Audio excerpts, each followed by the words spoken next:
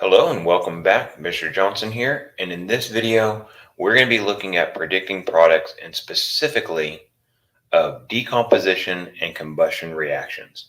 Before we get started, again, I apologize if the audio sounds a little weird or if there's a glare on the board and you're not able to see some of the things that I'm writing, but unfortunately the technology that I typically use to make these videos isn't working right now, so making do with the best that I've got.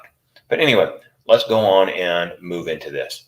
So we're going to be looking at predicting products of decomposition and combustion reactions. Okay. In a previous video, I looked at predicting the products of synthesis reactions.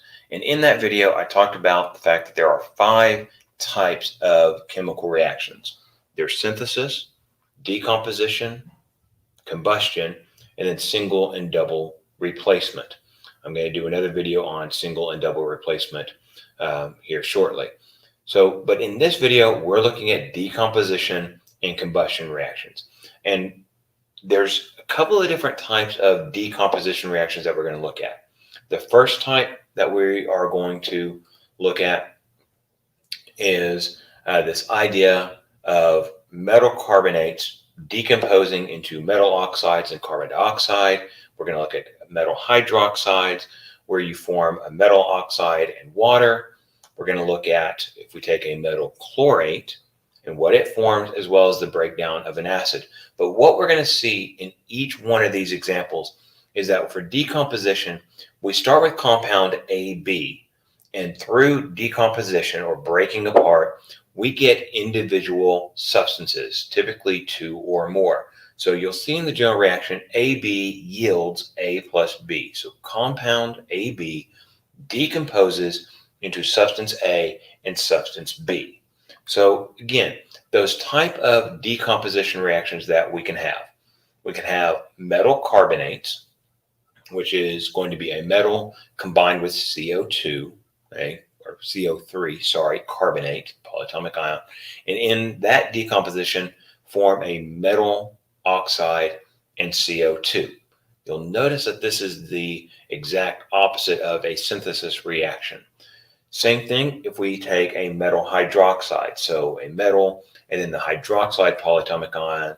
If this decomposes, we're going to produce a metal oxide and water.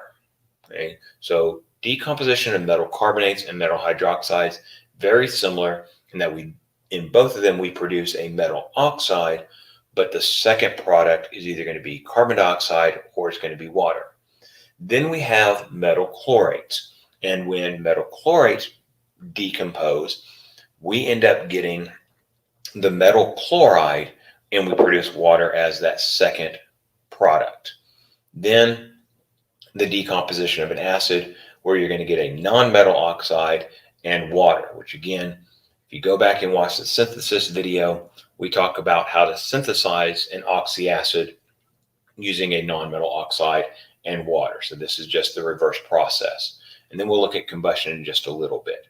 Okay? So let's go on and go through each of these types of decomposition reactions. So the first one, metal carbonates producing our metal oxide and carbon dioxide. I'm going to show you what I feel is the easiest way to go about predicting these products correctly. Okay? So first off, metal carbonate. So this is going to be something from column 1, column 2, or column 13 on your periodic table.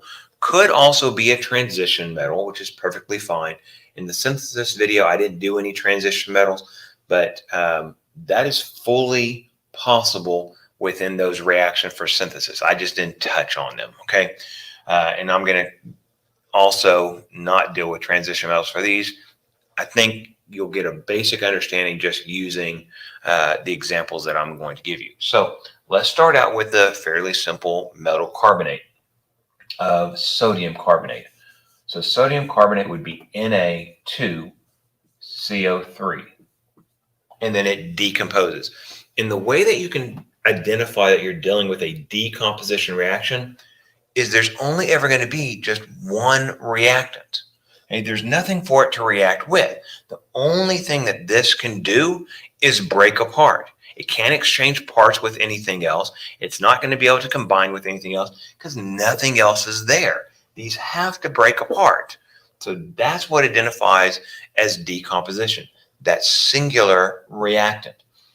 So when I see, in this case, that metal carbonate, within this carbonate, in essence, what we do is we subtract out CO2, and that's going to leave me with one oxygen.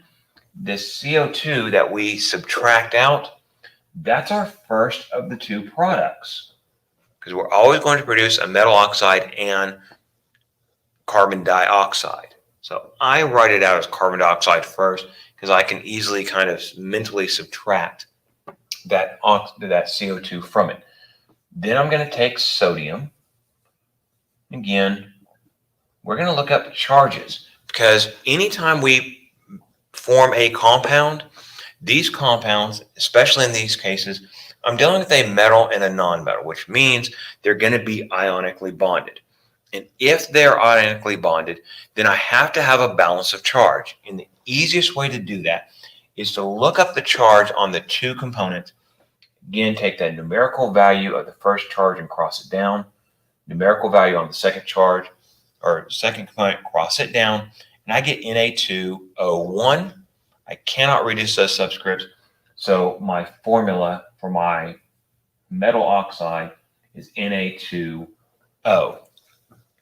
So I've taken my metal carbonate and I've produced my metal oxide and carbon dioxide, the two things I'm always going to produce when I break down a metal carbonate. So let's go and take a look at another example. Let's deal with, for example, magnesium carbonate, MgCO3. So again, when I notice that I've got a metal with carbonate, I'm going to subtract out CO2 as one of my products. When I subtract out that CO2, that leaves me with one oxygen remaining, which would have a 2 negative charge. My magnesium is going to combine with it. And again, we always combine things as ions. So magnesium as an ion would be a 2 positive.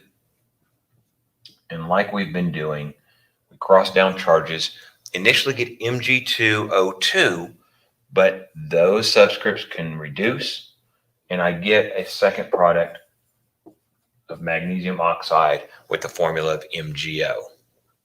So again, my metal carbonate produces the metal oxide and carbon dioxide. Let's do one more. Let's take aluminum carbonate. So now I would have Al2CO3 3. Okay? The reason being is carbonate has that -2 charge as a polyatomic ion. So this is where this 2 comes from. Aluminum is that 3 positive. That's where this 3 comes from. But it doesn't change up the products that I'm going to form. So again, the first thing I'm going to do is subtract out the CO2 as one of my products. And then that's going to leave me my oxygen, which is going to have a 2 negative charge. My aluminum, as I said just a moment ago, is a 3 positive. And we cross down those charges, and I get a formula for my metal oxide of Al2O3. So this is the decomposition of metal oxides, or metal carbonates, sorry. Metal carbonates always are going to produce a metal oxide and carbon dioxide. Okay, so second type of decomposition reaction that we can deal with, these are metal hydroxides. So let's start with just a basic one, NaOH, and no pun intended if you understand acid-base chemistry, because NaOH is a base. So starting out with the basic one, sorry. But when this decomposes, we're always going to end up producing a metal oxide and water. So when I look at this, when I see the OH group on there, that's my little trigger to remember that one of my products is going to be that of water, and my other product is going to be the combination of my metal and oxygen. So as a result, I'm going to take that sodium as Na, that oxygen as O, and like always, look up their charges. Sodium is a +1, oxygen is a 2 negative. Cross down those charges, which you're probably getting tired of hearing me say, but I'm going to continue saying it. And I get Na2O1, or simply Na2O. My metal oxide and water when a metal hydroxide decomposes. Let's take a look at another one.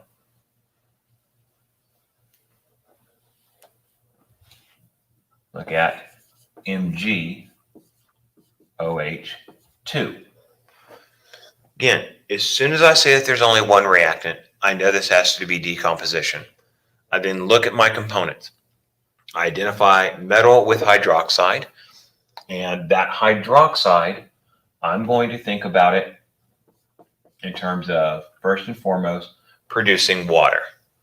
Then I'm going to take my metal and that oxygen and see what metal oxide forms. So Mg as a 2 positive, oxygen as a 2 negative. Cross down the charges. Mg2O2, but that reduces down to simply MgO. So again, I get my metal oxide and I get my water when a metal hydroxide decomposes. One more. Let's do aluminum hydroxide. Same process. So AlOH3. And when this decomposes, again, first and foremost, I produce water. Then I'm going to take my metal and that oxygen and combine those to get my metal oxide. So aluminum as a 3 positive, oxygen as a 2 negative.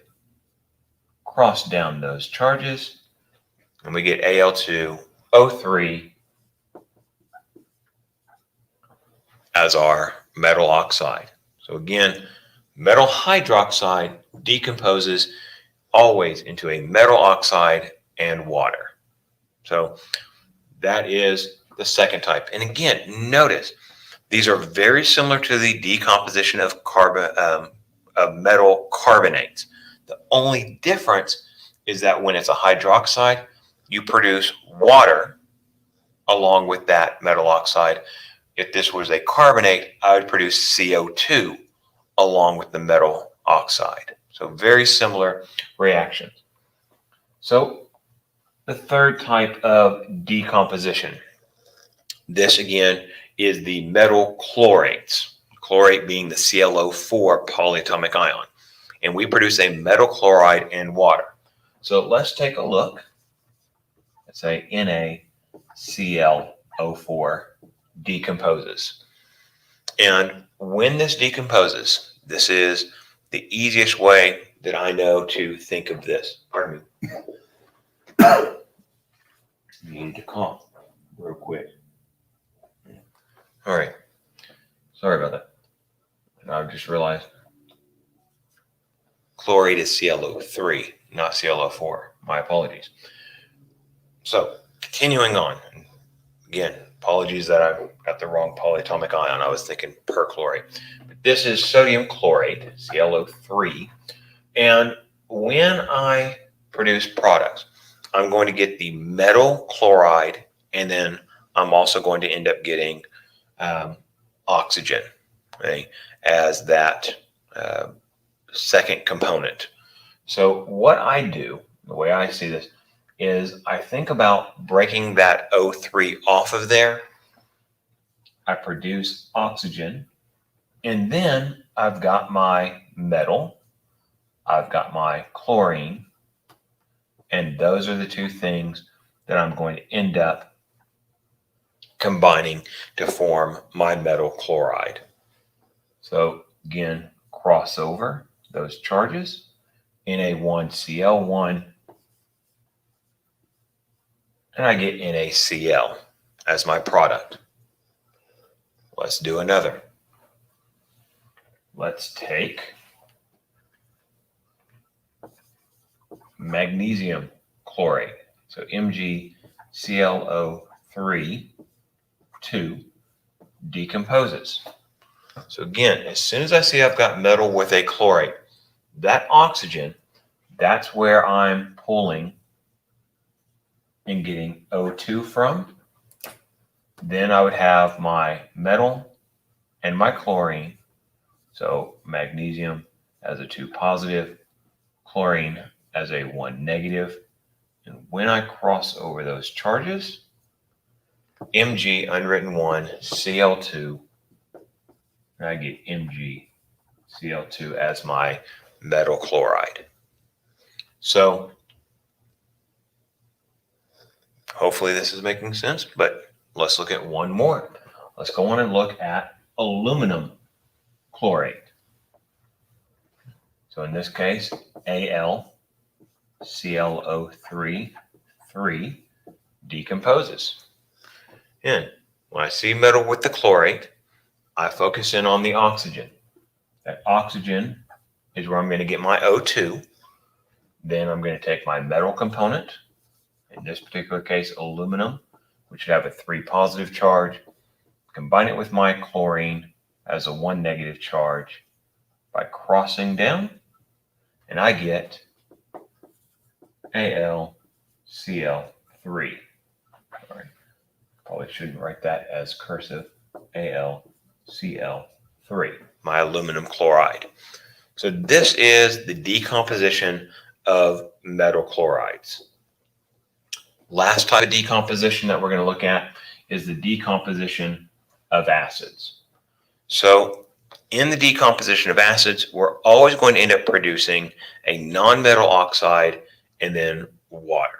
So take a look at, say, H2CO3. This is carbonic acid, which if you've watched the synthesis video, I explained how we would actually synthesize this. And what you'll see is that this is actually the exact reverse reaction. So in this, again, I'm going to produce a non-metal oxide and then water. So as a result, I'm going to take hydrogen and oxygen. That's going to produce my water. And then because I've, in essence, subtracted an oxygen from the CO3, that leaves me with the CO2. And that is my carbon dioxide, or my nonmetal oxide, and then water. Okay. I could do this with other compounds as well, but as I explained in the synthesis video, the synthesis of oxy acids from a nonmetal and water, it's kind of iffy. Same type of thing for the breakdown or the decomposition of acids, because while this is valid, okay, if you take and look at acid-base chemistry, we actually would not predict these two products. Okay? We would look at this acid as actually donating an H positive into solution. That's what makes the acid acidic. So this is, again, just like the synthesis of oxy acids, this is kind of a generalization. Okay? So when you see an acid, in other words, hydrogen combined with some other substance, you kind of have to take this with a grain of salt. Okay, but there it is in what you'll see in most textbooks, and I don't plan on doing a second example of this. Okay? Instead, I want to turn our attention to the last type of reaction for this video, and that is combustion.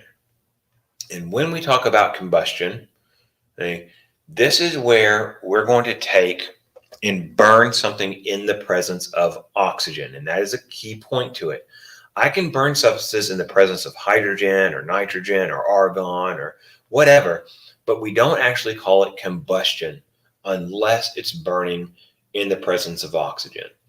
And the most typical type of combustion reaction is you're taking a hydrocarbon, in other words, a substance or a compound that contains hydrogen and carbon as the majority elements. It can also contain oxygen in it. And you're reacting with oxygen. And the nice thing about combustion reactions is you always, 100% of the time, if you have complete combustion, in other words, all of your reactant is used up, you're always going to produce carbon dioxide and water. So, for example, if I take something like methane, CH4, and react this with oxygen, as soon as I recognize I've got a compound that is carbon and hydrogen, in other words, a hydrocarbon, and I'm reacting with oxygen, this is combustion, and I'm automatically going to produce CO2 and H2O, as well as heat energy or light energy. Same thing if I took something like C6H12O11, and I reacted with oxygen. As soon as I see that the majority elements in this are carbon and hydrogen, making it a hydrocarbon, and it's reacting with oxygen, automatically I'm going to produce carbon dioxide and water. So that is combustion. Okay? Pretty straightforward and simple. I want to make note real quick, I didn't do this at the beginning of the video, but all the examples that I gave in this video, I didn't balance any of them. You would have to go back and balance the equations to make sure that you're observing the law of conservation of mass. Okay? So with that, if you have any questions, comments, or ideas for future videos, please let me know. I'd love to hear from you. If there's a topic that you can't find a good video on, you think I might be able to do it justice, please let me know. Okay? So as always, thanks for joining me, and take care.